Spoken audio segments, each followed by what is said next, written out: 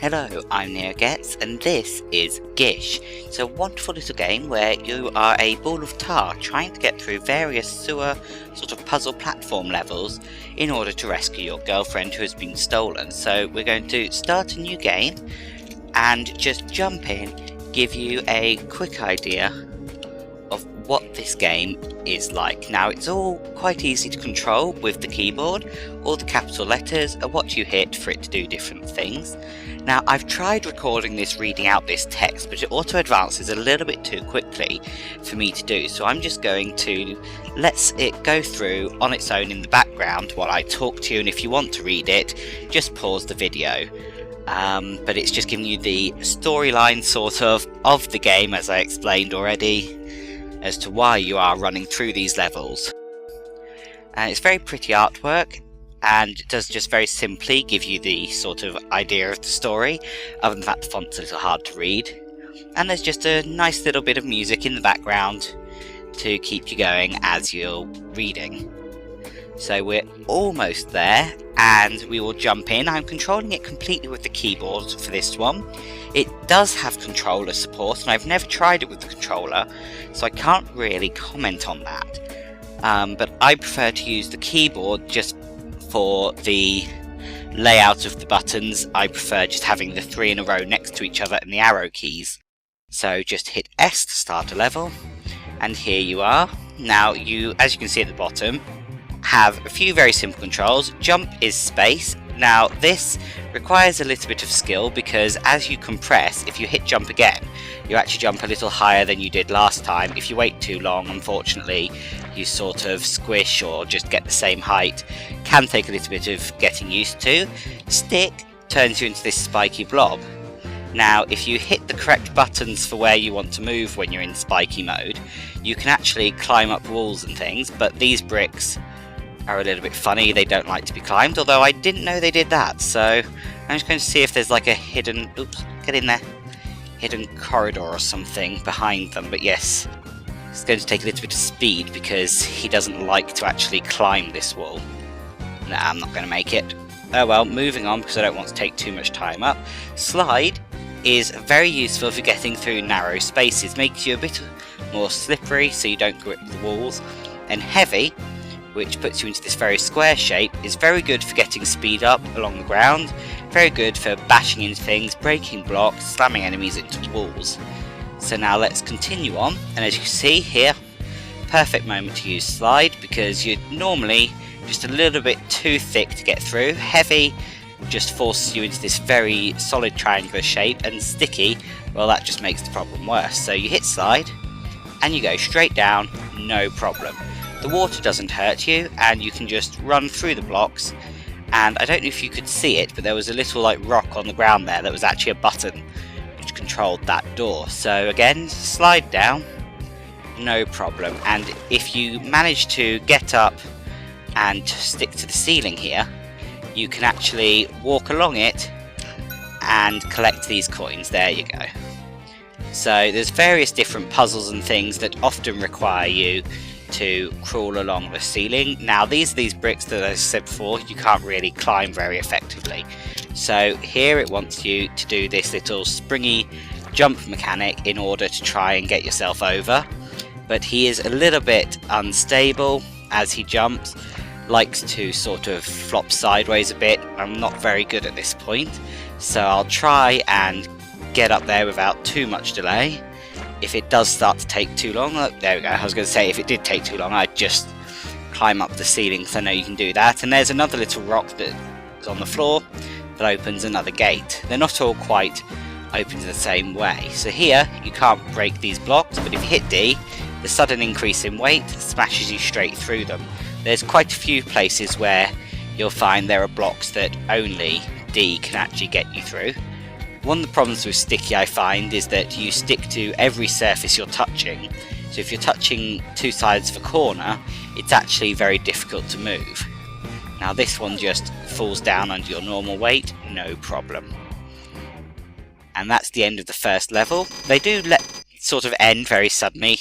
It looks as if it's going to continue, and then you just go through.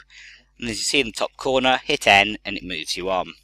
So we'll go through the second level, but then after that I think I'm going to end the video, because I want to just give you a nice sort of quick look at this game, but I'm not especially good at the game, and I don't want to sort of bore people watching me failing at this game. I have played it through quite far before, but it took me an awful lot of attempts before I managed to get through as far as I did, and unfortunately that save was lost in the hard drive failure that I've mentioned before, and that's lost other various game saves. Don't think I'm actually going to get high enough to do that, so let's see if we can instead sort of get up on top of it here. As I say, I'm not great at this game. It's good fun, and I've had a lot of fun playing it.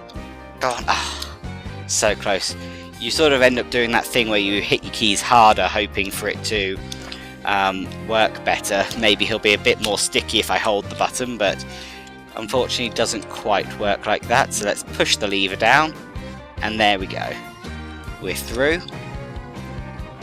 And so we can just continue moving, no problem. You'll see there's a little arrow in the background telling you where to go. You'll find those all over the place, so you're not expected just to guess all the time.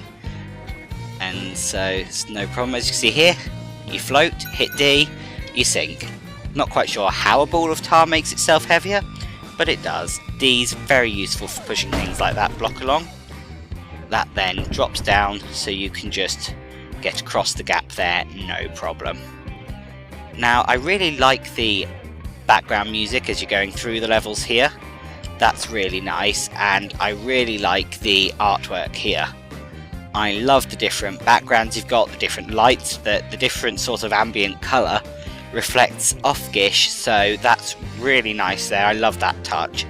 Now, as you can see, there's an enemy below us. Now, that wants to hurt us, so you don't really want to end up down there because it will hurt. But you have to go down and push this lever down. There we go, but you can do it without getting down there. I found the best way to deal with those things is to turn into heavy mode and ram straight into them. Works quite well. So there we go, push the block over and we can continue up. No problem. He really is very good at navigating these things when you actually are competent in hitting the right things. So there we go. As you can see on the level complete, there's various different secrets and things to discover as you're going around. Now, I've never really managed to find the secrets. Those blocks that I managed to pull down at the very beginning might have held a secret, but I've never actually managed to find them all, partially because I generally play a game through once completely without looking for them all, play it a second time where I scour every level until I found everything, and because I never completed my first playthrough, I never quite got there. But if I hit escape, it will let me exit. You can exit between levels without losing a life, I believe, but exiting during a level does cost you lives. And there's little balls of tar you can find to restore your life if you take damage from the enemies. Now, there's different options here. You can start a new one. There's a practice area. Very nicely, there's custom levels, which if I go into, include a level editor, so which is really nice. You can actually get a lot more gameplay out of this once you've completed all the set levels that it comes with, which is really cool. And I believe this is another thing, yes, there's a collection game in here as well. So there's quite a few different things that come with this, and you can have a lot of profiles on there if there's multiple people sharing the same computer. So it's quite a short credits page this time, but I'm going to continue my trend of trying to end on the credits page, just so that the people who put the time into making these brilliant games get a little bit of acknowledgement, because I really am grateful to the people who make the games that I choose to include. So I hope you've enjoyed this quick look. I'm sorry if you wanted a longer look. If you do, let me know and I will record a longer video where I actually work out more of the puzzles, and you can enjoy watching an awful lot of me failing, because that will happen as I continue through this game. But otherwise, I'll just play this through on my own, and I will bring something else to you next week as always. I will see you then. Take care. Bye.